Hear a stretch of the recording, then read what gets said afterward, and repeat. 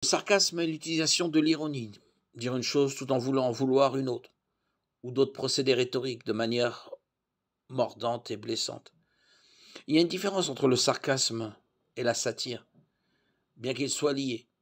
La satire est l'utilisation de l'ironie ou du ridicule pour exposer la bêtise, mais sans la morsure du sarcasme. La satire est plus douce, le sarcasme est plus moqueur. La question est de savoir si la satire ou le sarcasme sont appropriés. Cela serait assez facile à résoudre si ce n'était pas le fait que Dieu utilise la satire à plusieurs endroits dans les Écritures. Par exemple, les paroles de Paul dans ce passage. Les Corinthiens n'auraient pas considéré le langage de Paul comme intentionnellement cruel. Au contraire, ils auraient reconnu que Paul utilisait la rhétorique pour faire passer un message. Les Corinthiens se sentaient supérieurs à Paul et le jugeaient. Il les appelle donc des rois spirituels et dit ironiquement que Dieu considère ses apôtres comme de la racaille et de la lie. Le passage semble sarcastique. Il dit une chose tout en voulant en dire une autre, d'une manière qui fait passer les auditeurs pour des idiots.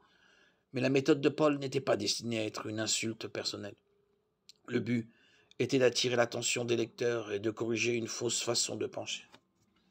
En d'autres termes, les paroles de Paul sont satiriques, mais pas sarcastiques.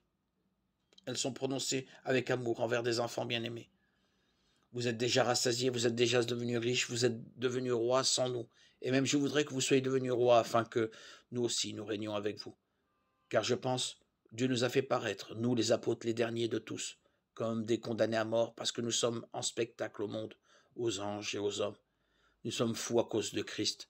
Mais vous êtes prudents en Christ. Nous sommes faibles, mais vous êtes forts. Vous êtes distingués, mais nous sommes méprisés. Jusqu'à présent, nous avons faim et soif, nous sommes nus, maltraités, sans abri. Nous travaillons dur, travaillant de nos propres mains. Quand on nous insulte, nous bénissons. Quand on nous persécute, nous supportons.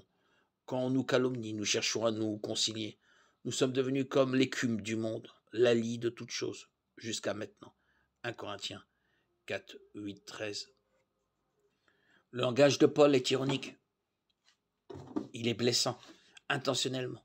Pourtant, comme son intention était de conduire les Corinthiens à obstiner la vérité, on peut quand même considérer cela comme de l'amour. En fait, Paul a poursuivi ce passage en disant « Je n'écris pas ces choses pour vous faire honte, mais pour vous avertir, comme mes enfants bien-aimés. » 1 Corinthiens 4, 14.